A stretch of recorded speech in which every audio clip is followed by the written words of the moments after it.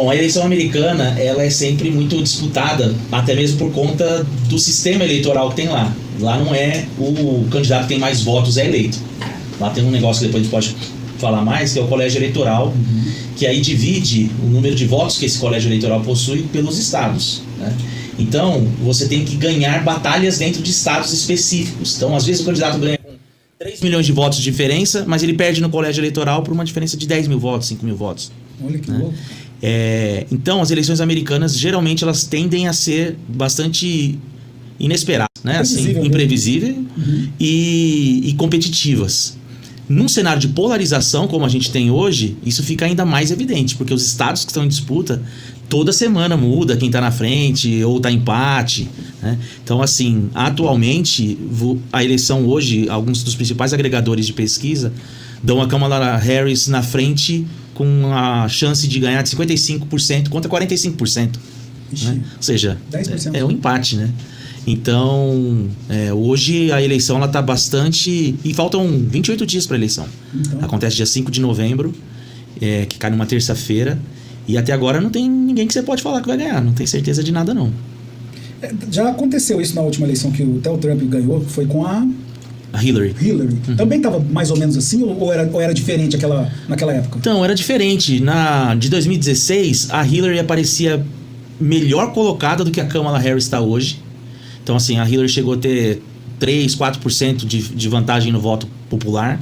E em alguns estados-chave, que ela nem chegou a fazer campanha, como Wisconsin, Michigan, ela tinha 7 pontos na frente, 5 pontos na frente, e foram estados que ela perdeu. Então, assim, havia esse mesmo instituto que eu falei aqui, dava 75% de chance dela ganhar. E ela perdeu, né? Já no do Biden, os institutos davam 90% de chance do Biden ganhar. O Biden de fato ganhou, mas foi também muito apertado. Em alguns estados o Biden aparecia com 7% de vantagem e terminou com 0,5% na frente, né? Então, assim, desde que o Trump surgiu, acontece uma coisa, não só no Trump, você percebe isso em outros lugares, que você tem uma direita mais radical, com um público mais fiel. Mas não dói da cabeça, né?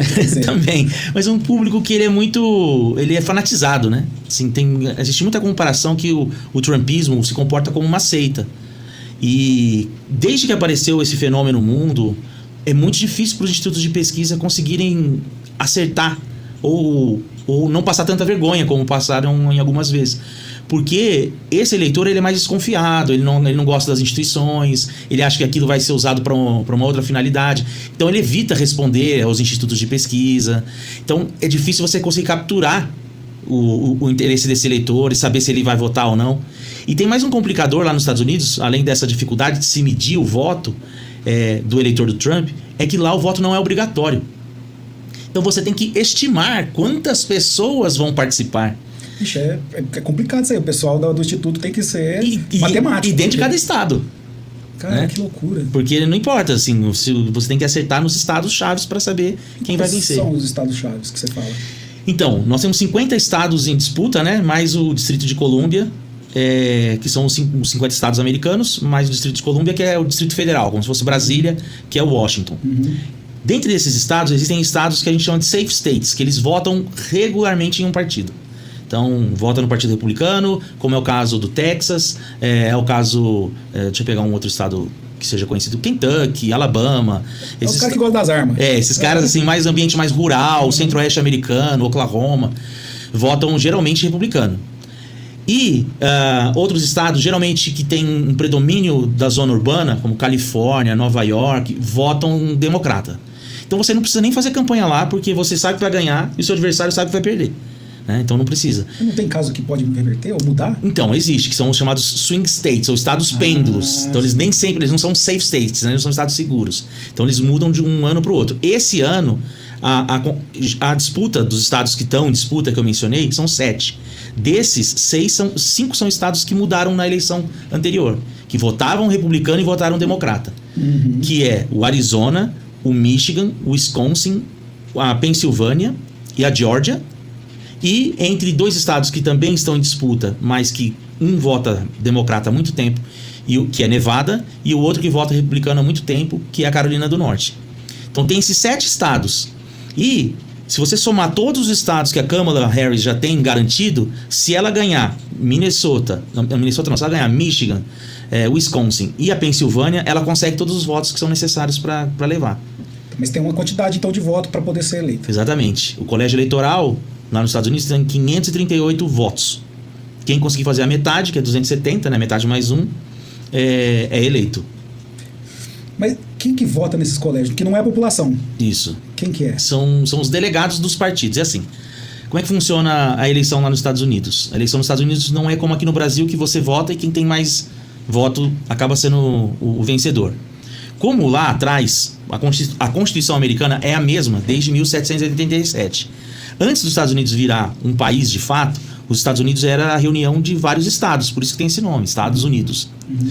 E aí quando eles resolveram se unir numa federação, né, isso em 1789, eles resolveram fazer de uma forma que os estados abririam mão da sua soberania, então eles teriam um poder central que regularia todos, que é o poder executivo, um congresso, mas eles continuariam tendo a sua autonomia. Por isso a gente vê hoje que tem estado que a maconha é legalizado, no outro jogo é legalizado, de e morte, outro não. Exatamente, porque eles têm autonomia para gerir as suas próprias leis. Uhum. Então, quando foi fazer o arranjo político para se estabelecer essa federação, ficou estabelecido que cada estado ia ter direito a definir como a sua eleição funciona. Por isso tem estado que tem voto de papel, o outro tem urna eletrônica, o outro vota por aplicativo, porque cada estado pode fazer o seu próprio sistema de votação. O que isso quer dizer? Quer dizer, então, que no dia da eleição dos Estados Unidos existem 51 eleições acontecendo, em 51 estados diferentes, 50 estados mais o Distrito de Colômbia, que é o Distrito Federal. Quando um candidato ganha, então, um estado, ele leva todos os delegados que esse estado possui.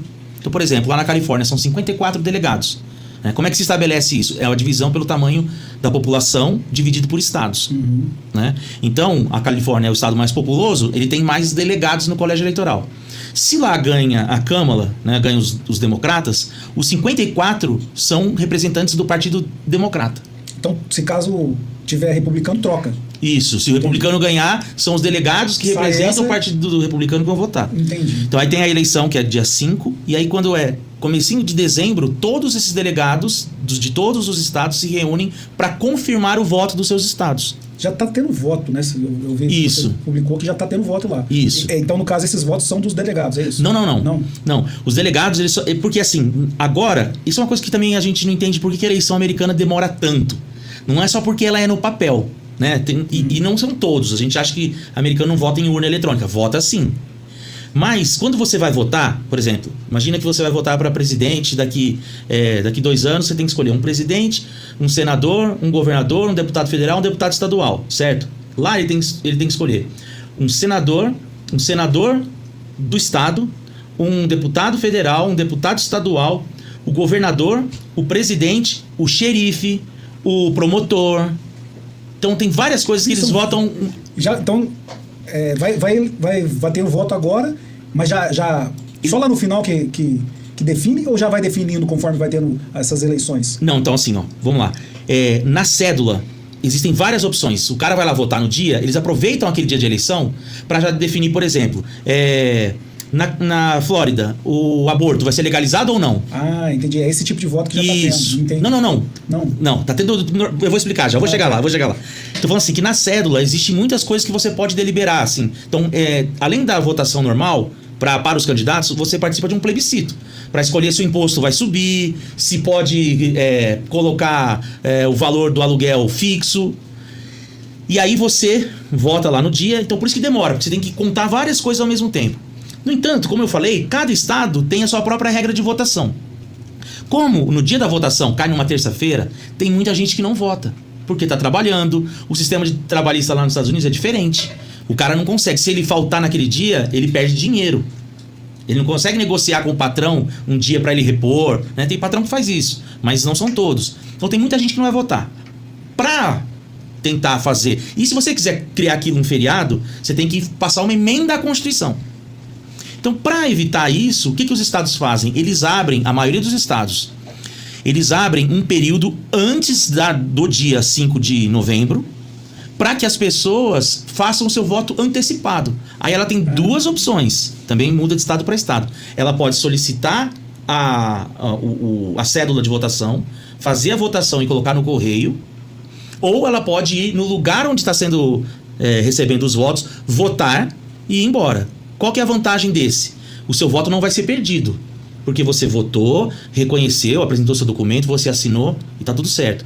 No voto de correio, entre 3 a 4% dos votos se perdem porque a pessoa não mandou um comprovante de que ela é ela mesma, a assinatura não bate com a assinatura do cartório. Então muitos votos se perdem.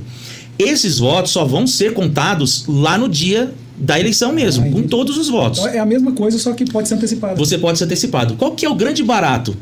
Que geralmente, também varia de estado para estado, se você é um eleitor republicano, você registra que você vai votar, eles perguntam, você é um eleitor republicano ou você é um eleitor democrata? Aí você avisa. Então, hoje, quando começam essas votações antecipadas, a gente já consegue ver quantos republicanos votaram e quantos democratas votaram. Tem como você ter uma base ali para poder fazer... De quem está vindo mais forte. Entendi.